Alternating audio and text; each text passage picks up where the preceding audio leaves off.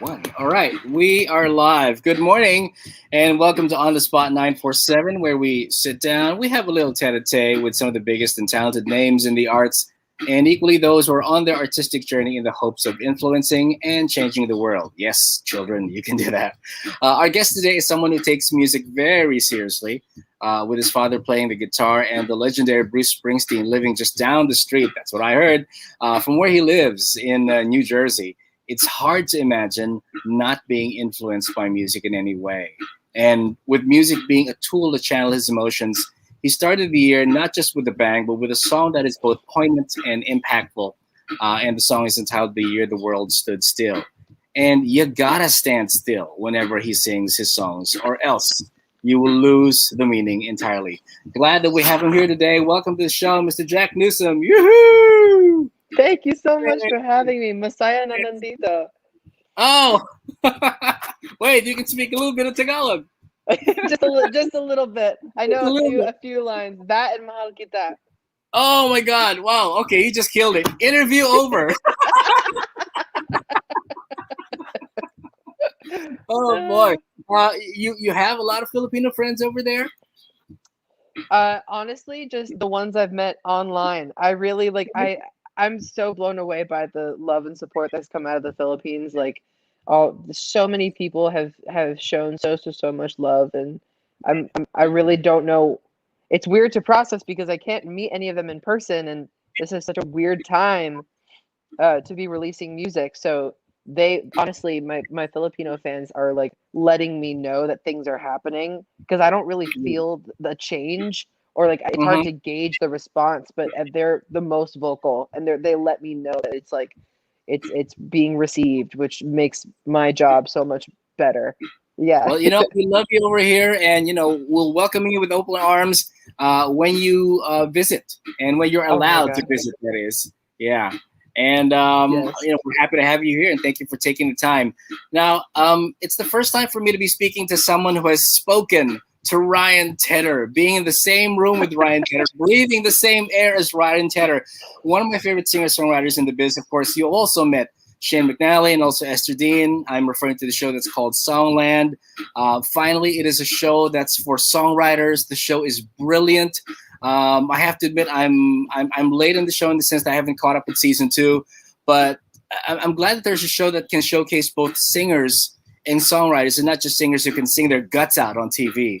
Can you tell us how you got involved in the show? You're in episode 3 of season 1, just to be exact, which is where you came in. And how was that experience like? It was a dream, honestly. It felt like summer camp. That's kind of how I've explained it to a lot of people. Summer camp for musicians. Yeah, no, because we basically just bunkered in a hotel, like near where we were shooting. And it was like 30, 40 other super talented songwriters, and we all just totally clicked, and we're all such good friends now. So that, if at the very least I could have not had anything happen from the show, and I would have still walked away with like 40 best friends, just because the other contestants were amazing. But Shane, not only was he my mentor on the show, but he is now my publisher. We signed a publishing deal together, and he and I have written so many songs since the show, and I think he's just so magical. And Ryan too. Yeah, technically Ryan is a co-writer on the song that Megan Trainor cut, that I co-wrote on Songland. So I get to say that I co-wrote a song with Ryan Tedder. Yeah, credentials. I wasn't there in the room like tweaking the song with him, but they didn't really tweak much. So yeah. Oh, that's like a dream come true for any songwriter, to have someone that famous like Megan Trainor to sing your song. So and most people's perception is that when a songwriter writes about something, it's all about them, their experiences, their pain, their loss, their gain. I was wondering, where do you find joy in songwriting? Like, primarily, would you rather be writing for yourself, or do you also find joy writing for others? I love writing for other people. I think sometimes it's a really healthy break, because when your life and stuff gets kind of heavy, you can kind of channel somebody else's energy, and yeah, it can be super it could be a great escape, I think. Yeah. Yeah. Right. Yeah. Right. And it's also like in a way a creative way of distilling other people's experiences and making it sound like it's your own, right? That's also another beautiful thing about that. There's a And lot of you kind of get to play pretend and kind of dress up in someone yeah, else's. yeah, yeah. That's It's right. cool. Yeah. Yeah, and if you don't learn from other people's experiences and apply that to your own as if you've experienced it yourself, then you're not growing both as a person and as a songwriter. This is so true. This is so Yeah. true. Yeah. And before getting into Songland, you were also part of a boy band that's called NY5 and also New District. Yes, I was. Yeah. Can you tell us how was that like and how it helped you progress further into finding your own musical identity? I think it was amazing training. I think it was really. It taught me how to work my ass off. It taught me how to. It taught Okay. me how to take responsibility and like, yeah. It was such a good time to develop a visual, develop a sound, and Mm-hmm. kind of, yeah. And I feel like my music now and who I am as an artist now is totally shaped by that. And it was By that a very experience. important time. Yeah. Yeah. Yeah. You said working your butt off. I take it that the office hours are not as the 9 to 5 thing that applies to it. And you can go, way off the rails and be up still at 2 a.m. and cranking out songs and practicing your dance routine. Yeah. I mean, it's 11 p.m. right here for me right now. So, Yeah. I mean, but this is the fun part. Being able to talk about the music and getting to hang and meet new friends and stuff is like is a fun part. But yeah, that's one of the hard parts is that there's no office hours and there's no Yeah. set schedule. It's crazy. Yeah. And if you have a hard time adjusting to that, then it's either you start questioning the career that you're in, or you just basically have to force yourself to adapt, or Power else. th- power through it. Yeah. Exactly, power through. With or without coffee, you power through. And also, and being good about taking vacations, I think, is a good thing too. Being like, hey, I'm taking this week. I've worked the rest of the year. I'm gonna take this week. No Yeah, one yeah, talk to me. right, right. And and hardworking artists like you deserve a vacation. So you take it whenever you can get it, right? Yes, whenever you can get it. Yeah. Yeah. I also guess working with others in a boy band taught you a lot about voicing your opinions, compromising, and patiently adhering to the creative process. And speaking of the process, I wonder which comes first for you. Would that be the music or the lyrics? I am much more melodically inclined, Mm-hmm. but since I started working with Shane, I think about lyrics incessantly. And if someone could say something and I'll write it down, or like I feel like I'm always looking for that title and then the line that takes it into the title. Right. And I love kind of going into a session with that title and that main line, and Mm-hmm. then because I feel more comfortable with melodies, I can just sing the lyric that I have right there, and then the rest of the song kind of falls in place around it. But once I have that core, once I have the heart of the song, or Mm-hmm. like the destination, then I Right. just have to drive there. Yeah, then I just have to. Yeah. Right. And if there's anything that viewers have learned from the show is that Shane is very much, well, Ryan calls him a wordsmith. So I Yes. think that is one thing that he puts a lot of value on, which is the lyrics and how you present that song to the listener. Because whether you have the lyrics in front of you or not, the words will just stand out if you word it right and if you say it right. I was telling him a few weeks ago, I was like, you totally ruined the lyrics for me because now if I hear a bad lyric, I turn the song off. And a friend of mine will be like, what? I like that song. And I'm like, were you listening to the lyrics? Yeah, So he's it's totally like, ruined. yeah, he trains your ear well. I guess is that trains you well to listen. Yeah. What's the fastest time on record that you've written a song? Ooh. I wrote a song called Pants when I was like 17. Okay. And it was I had written it in less than like 20 minutes. It was so fast. Wow. I don't think I've written but it was I wrote it by myself. And I don't think you can write a song that fast with someone else. I think that you kind of, when you're with someone else, the goal is to kind of to have this back and forth where you can really finesse the song. Right. And that's what I like about collaborating. But when you're by yourself, you can knock stuff out really fast. Right. I mean, if you're collaborating, it's like a tennis match. You'll just, do this and that.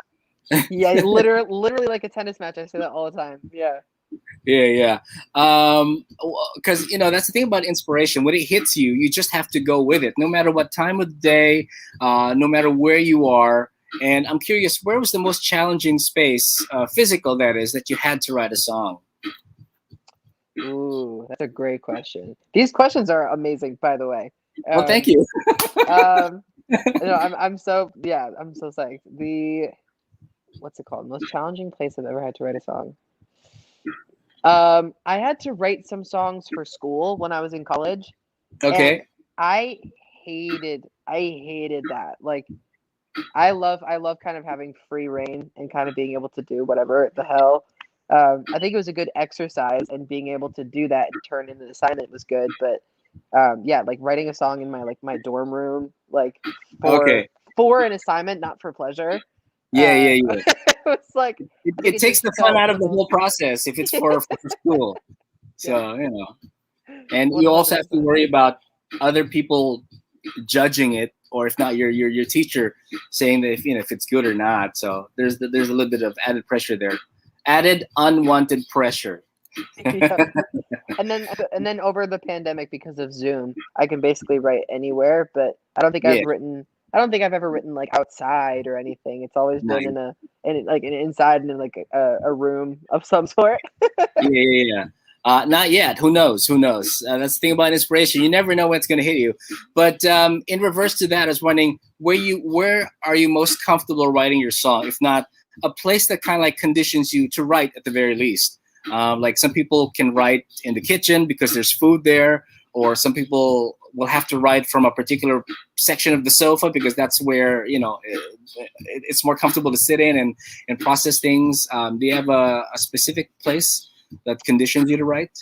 I write melodies in the shower a lot. Okay. I've written the whole, and sometimes it'll hit me out of nowhere. So I have a song called Not Going Out Tonight, and I was leaving a dentist office or something, and I was like walking down the street. So I took my voice memos out, and I was just like da da da da da da da da da da da da da. And I was like I feel like I don't know why or how it hits you, but when it hits, you have to like be ready. If you think it's good enough to capture, you got to be quick enough to capture it. Exactly. I think there's some truth to that with regards to singing in the shower and being creative in the shower, because it's water running down, and water is tied with emotions, and and so because of that, I mean, metaphysically speaking, I guess there's a subconscious thing that goes on as well with it, and you're more in tune or open to your emotions when you're in the shower because of water. Just a side note. I'm sorry. I just had to, put that in. No, I think that's totally true. And also, the steam is really good for your voice. So you're sitting there and you're like, I feel like I could sing opera right now. I could belt. Yeah. I could do whatever. Right. Yeah. Exactly. And if the neighbors come knocking in, and that's another story entirely. But oh boy. Oh one of the songs that you wrote that opened up 2021 for you was The Year the World Stood Still. Now, can you tell us something about the origin of the song? I mean, some people may not know it, but, I don't want to spoil it for people who don't, so I'd rather that you tell them. So, The Year the World Stood Still, this was right when we found out that we were going to be in lockdown when they were saying it's not going to be weeks, it's going to be months to a year. And it was so sad, and everybody was just like devastated. And my roommate who's another songwriter, his name is Connor McCoy, he's fabulous. He pitched a tent out in our backyard, and he was camping just to feel something, just to feel anything. And right. And so I had the title and the melody, and I knew that I wanted it to be kind of this thing, this moment. Mhm. And I basically ran outside and I was just like, hey, I have this thing, and I don't know if it is anything, but I really want to get it off my chest. And he was like, yeah, sure. So he came in and we knocked it out. That one was pretty quick too. I feel like that one definitely got written in under an hour. And I was able to talk about my sister in the song, and I was able to Mhm. talk about all of the good and the bad things about COVID, um, which is like touchy because it's a pandemic.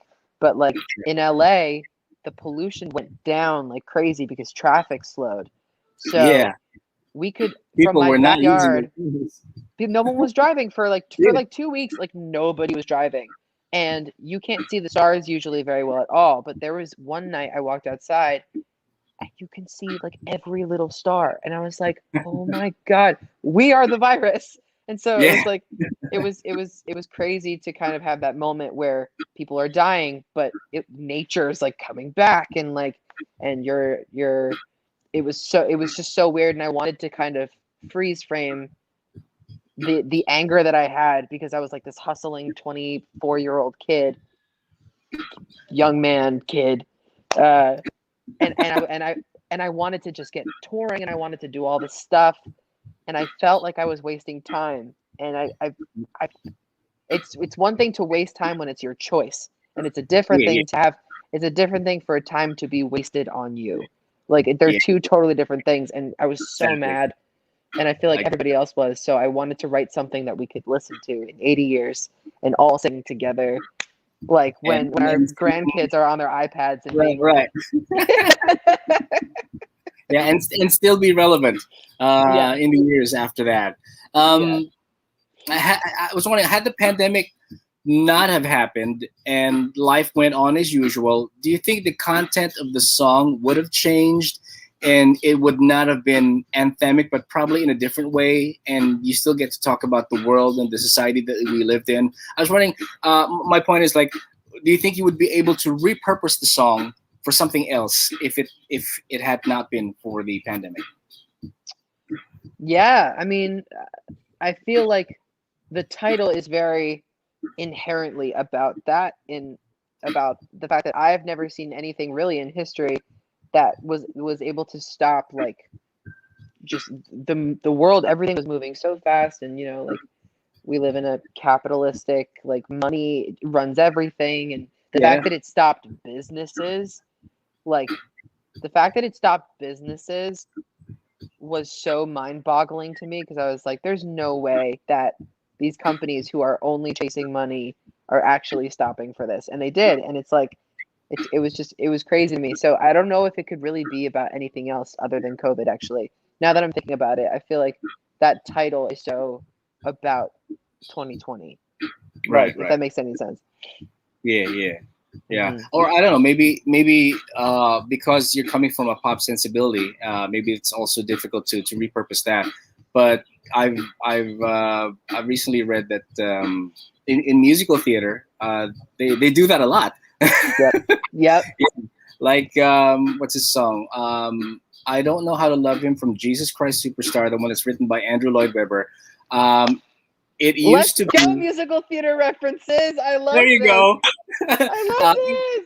It used to be I Love the Kansas Morning. That was the previous title. But they repurposed that and it became I Don't Know How to Love Him, sung by Mary Magdalene.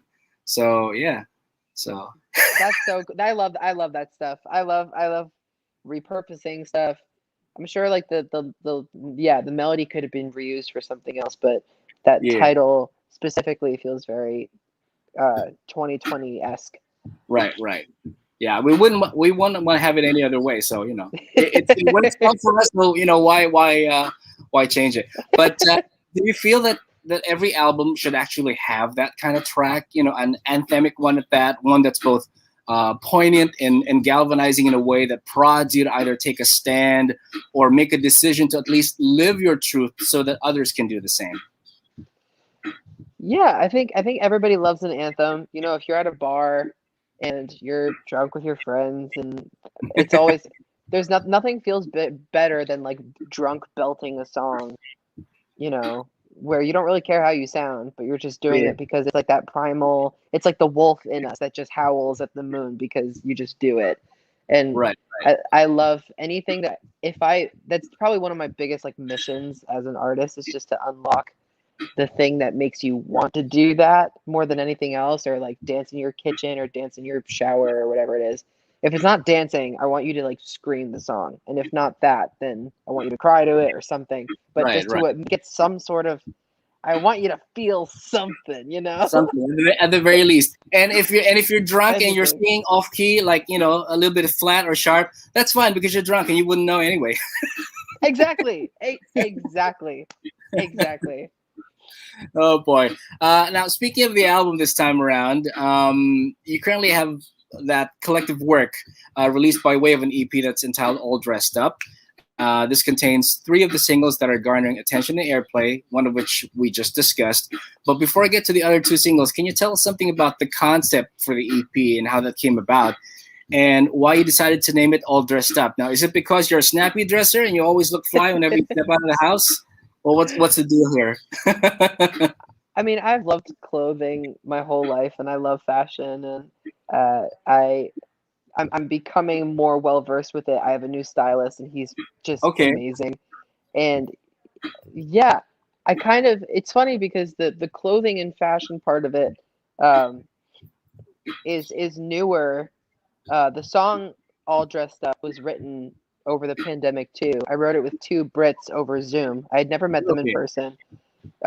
We just wrote the song, and it was just kind of funny because the label heard it and they were like, "Oh my god, like we have so many ideas." And then we talked about it, and I was like, "Oh, this could be cool if you guys are hearing like a very like fashion forward moment Mm-hmm, in this." And then we kind of came up with this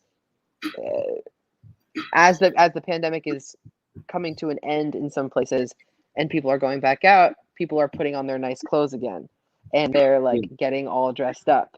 So I Okay. wanted to kind of I wanted the EP to come, whether it's right as you're going back out into the world or helping you get ready for the opening of the world.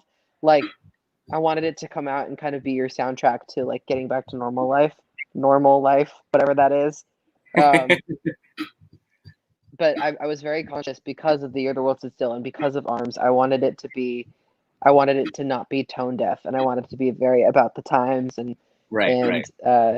yeah. And I thought the timing of it was everything, and I'm very excited to kind of see how people are reacting with it because it in some places it is like go time, and I'm getting to see videos of people singing it in their cars or singing it with their friends that they haven't seen in months. Or yeah, it's really cool.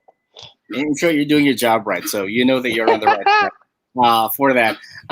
In terms of the singles chosen to be released, was that purely a solo decision, or you had to like hunker down and with your team, like look around and see no one's listening and rubbing your palms and say, "Let's get down to business," and this is the new single, and this is the next, and this is the next. How do you decide which singles to be released? It wasn't it was definitely like a mini challenge, but we figured it out. My team and I figured it out in a couple of days. I had a lot of songs in the pile, uh, and we got to we spent a long time figuring out the order of the EP and stuff, Mm-hmm. and then the hot mix was made for All Dressed Up, and that kind of threw everyone into like a frenzy because I was just like, well, where do we put it on the EP? Did we make it like first track? Do we make it last track? What's going on? Yeah, yeah, So yeah. we figured it was like it would be cool to give the original track 1. You get through the whole project, and then you get the little berry treasure, the hot mix at the end. Right, right. I Um, love the hot mix. I love the mix. It thank is. you. It is awesome. Is that part of the planning as well that you decided? Okay, I do an EP now and release an album later, or what was the process for that? Why was it an EP first before an album? I think this is great preparation because haven't I have never toured so far, Okay. uh, and I think that having a lot of songs to pick from, um, but saving album for like when we're ready. So like when we have More material. yeah. Well, Or I think I have the whole album in my at least like 95% of it already done. Okay. Oh, all right. We're just trying to plan our next moves and be strategic. We might do some collabs with some different artists and stuff and try to branch out. But when album comes, I want the album to be like knockout. I love albums, and so whenever we get to that point, I am so excited to just craft a concept album and make it like a story and have this whole thing to it and make the visuals like crazy and Right. Yeah. And I've fallen in love with that process with this EP. So like doing the 3 music videos. Well, we just shot the 3rd music video 2 days ago. Okay. So is that supposed to be a secret? I'm not supposed to know what song it's going to be for, or well, I'm telling you now. You can expect a Hot Mix music video very soon. Okay. All right. I'm gung ho for that. For sure. I'm going to share very night and day for that one. The second single, which is Arms. And let me just say that I'm loving this one because it is so happy. It's so bright. It's the kind of song that everyone needs to hear these days. Catchy and one that affirms positive vibes for sure. Positive vibes. Yeah, let me just play that for our listeners so they'll know what I'm talking about. And if you don't get to dance to this one, then I don't know what's wrong with you. Okay, here it is. Okay, there you go. I'm gonna start from the beginning.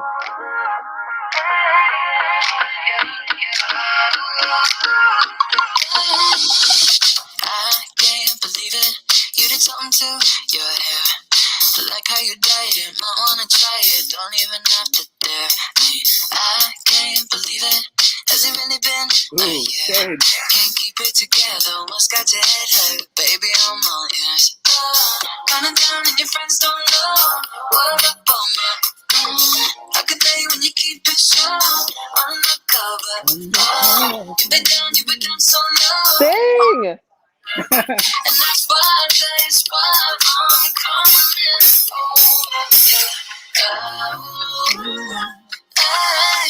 What's the point of having arms if I can't wrap them around it? So that does not get you partying and dancing and really wishing for good vibes. I don't know what's wrong with you.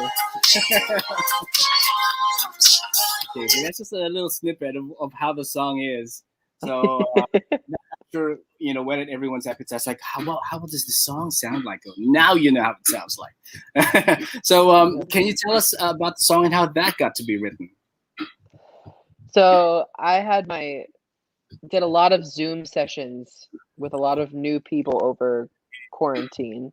And one of them was with my now partner in crime. His name is Cambo. He's worked with a lot of amazing artists like Van Miller and Doja Cat, and he's just brilliant. And we had our first session, and I wanted to write about COVID stuff, but I didn't want it to be another sad song like the other ones. Still,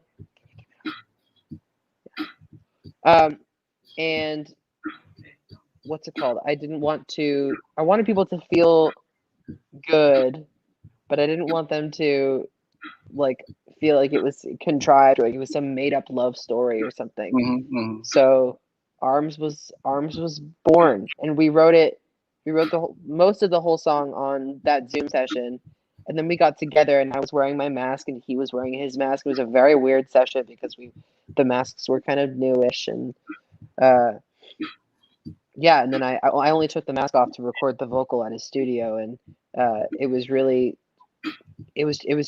so weird, but I felt like we were like both writing in a diary entry, just kind of like talking about how a friend or a loved one or anybody could sing that song and talk about feeling lonely and being like, why do I have arms? Why do I have anything if I can't be with my people? Right. What's the use of these if I can't, hold you right now and give you comfort, right? Like, what are we doing?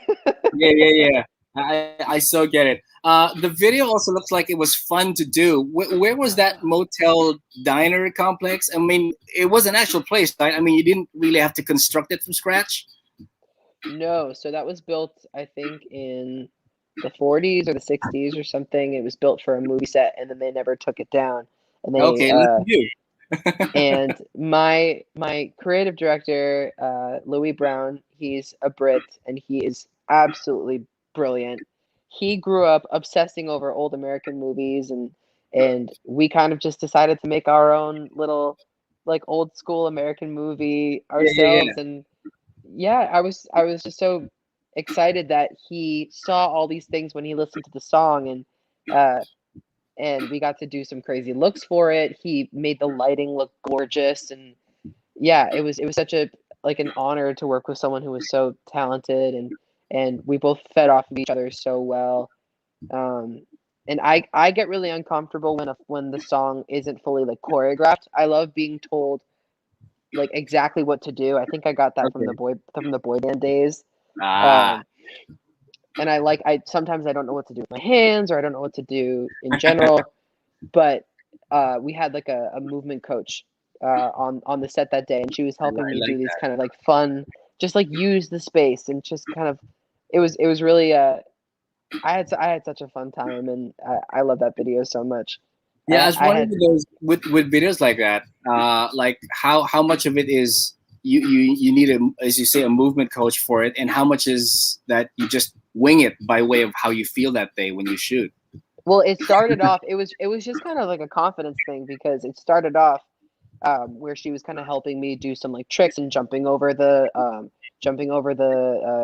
what was it called, the seats and stuff, Yeah, and just hanging out and what to kind of do to fill the space. And then by the end of the video, I was when we got to the microphone, the hanging microphone and the gas yeah. pump, I was it was just like go, and I was just doing stuff like I I was completely. not expecting that microphone to be there. It's like of all places to have a hanging mic, not at a gas pump, but hey, it works. I was so excited when I showed up at that location and Louis had the mic, and I was like, "You are a madman. This is gonna be so fun." And I just ended up. It was like I felt like a kid in a playground. I was just like doing my thing, and he's so brilliant, and I had so much fun, and I love that video. Just I can watch it and feel how fun it was on the day, and it's fun to remember And it translates. It does translate on screen it. on how much fun you had. I feel that logistically, it probably is the easier of the video to shoot because you didn't really have to contend with a lot of people appearing with you on the video. So, in terms of the social distancing box in the checklist, well, it's a check. Yep. We did have a sizable crew there. There was like maybe Okay. 20 people there, but they were all masked and everyone was on their best behavior, and we had literally no problems. The day ran super smoothly. Um, yeah, and then yeah, very stark contrast to Friends. Yeah, exactly. Very much. And we'll get to that as well. I was wondering if you didn't end up singing this for yourself, did you ever consider, having someone else sing it? I had never given that much thought because when we did it, I was finally, for the first time in my life, I was in a place because I had just signed my deal. It was the first time where I was like, oh, I think this is going to be for me, and I don't even think I need to like ask, because usually Okay. I have to be very careful if there's another artist in the room, if there's whatever happening, I have to be like, who is for, what's going on, Mm-hmm. and or are we going to pitch this to somebody? So Yeah. this was one of the first sessions where I didn't even have to think about that. But I'm Okay. wondering now if I had to do that with someone. Sam Smith. Oh my God. Uh, Yeah, Sam Smith. Oh yes. That'd Bruno be Mars. could be. Yeah, Bruno Mars. Yeah. Yeah, yeah. Someone with like, I mean, maybe if the weekend pivoted and did a happy kind of moment, it could be for him. Yeah, I think that will work. The weekend. Oh my God, a Justin collab. Timberlake. Yeah, yeah, yeah. He's your favorite, I know. I You love said at him. one point, but a collaboration with you and the weekend would definitely be something as well. That'd be mind blowing. I love him. I think You it's can only hard not imagine. to. Yeah. Which also reminds me, when you do think about being a songwriter, where do you think a songwriter gets their validation? From the moment that he's finished crafting a song, or when someone else gets to sing and record that song? Yes. Both. I think. Yes, I think. yes to both. Okay. Yes to both. I think that when you're in the room, nothing feels better than when you're talking to someone, or when you're coming up with like a chorus or something, and someone says something, and you're like, yes, and you get like an overwhelming like support in the room where people are like 100% that. Write that down. Yeah.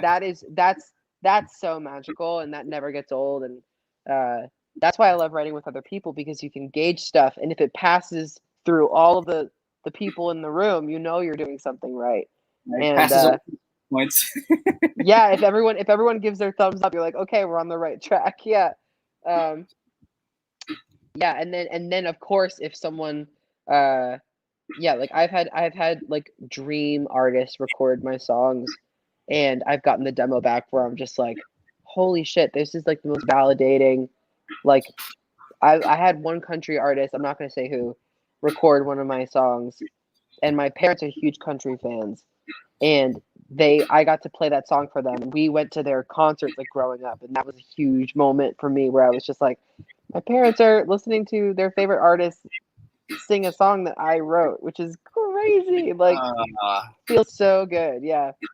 I think it's gonna work well if you also get a collaboration with Lady A, or they don't call themselves Antebellum now, but Lady A. Yeah, So good. So yeah, so good. I love them. yeah. I know. Lyric wise and melody wise, they just what form of magic hat do they have? They just pull it out, man. Oh my god. Makes you wonder. Makes you wonder. So Yeah. let's move to the latest single now, which is called "Friends." Yes, it is the second song in this 7-song EP. And how did that particular song came about for you? Is this based on any particular experience, or maybe some of your friends? It was based on an experience I wish I had. I I'm so bad at hooking up. I'm really not the type, and I was determined when the song was written last year. I was like, I want to have that moment where I feel like I can just sleep around and have no regrets and not feel weird about it, and not get attached so easily, Yeah, and so I kind of, you know that saying, like, fake it till you make it. yeah. That's right.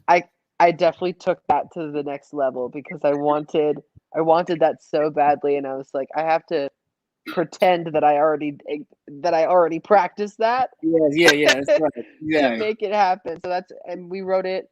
Me and a bunch of friends wrote that at a camp in Sequoia Forest in California, and we had such a good camp. And oh my gosh, that song was so fun to write, and I think it translates in the song. We had party vocals all throughout the song, just kind of letting you know what the vibe is, and letting you right. know that you should be, if you're not drinking or dancing around or having a good time, it's not the song for the moment.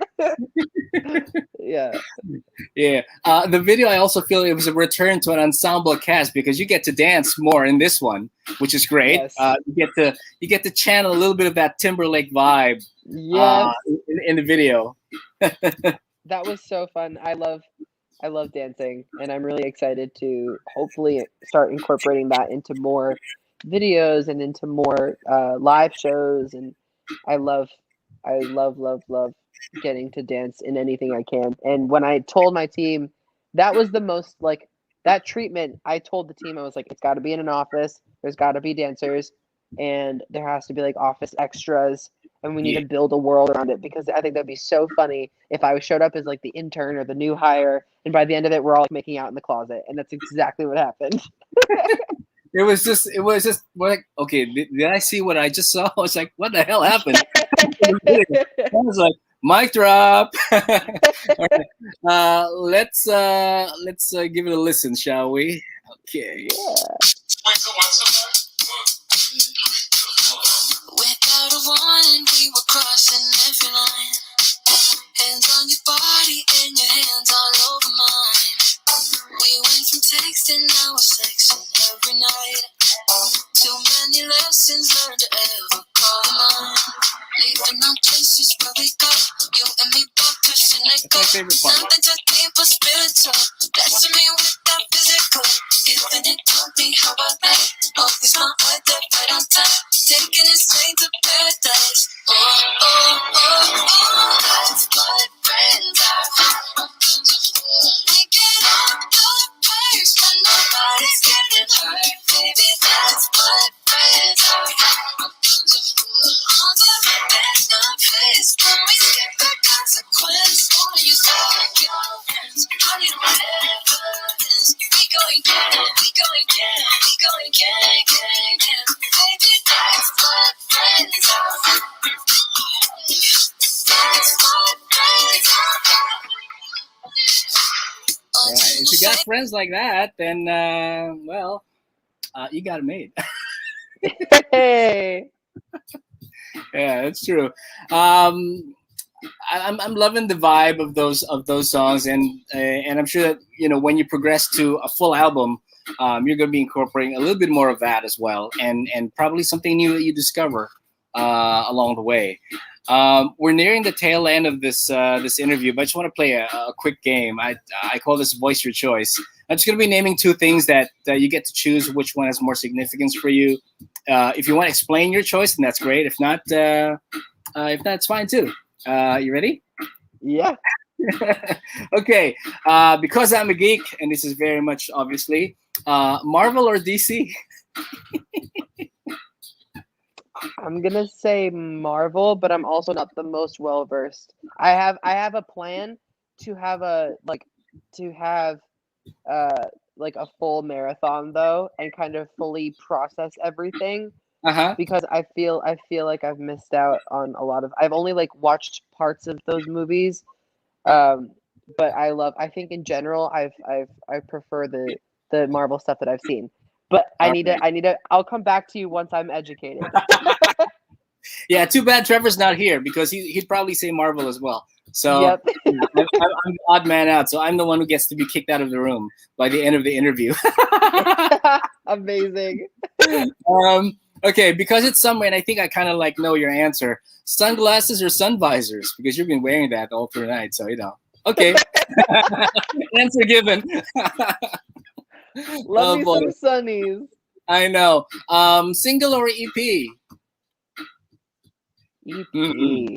EP. I love a body of work. Yeah. Okay, something you can mine and dissect as well, and share, and more stuff to share for people.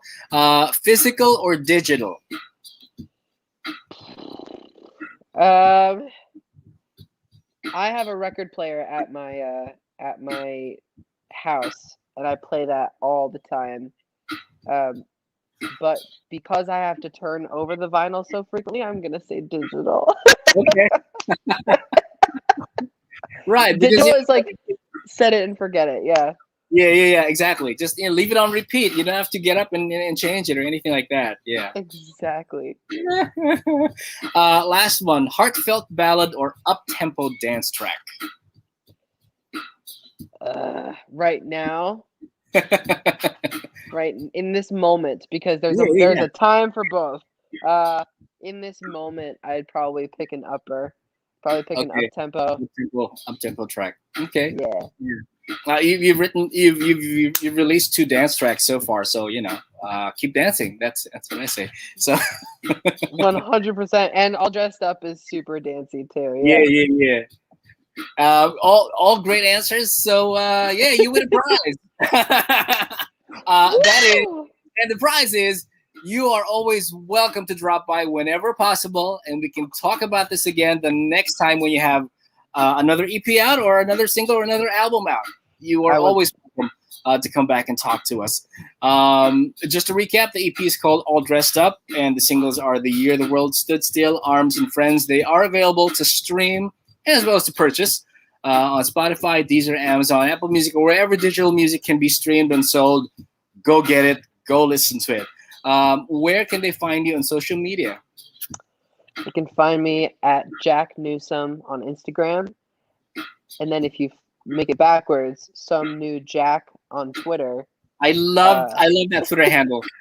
when I tagged you yesterday, when I, I was like, oh, okay, some new Jack. All right, it works for me.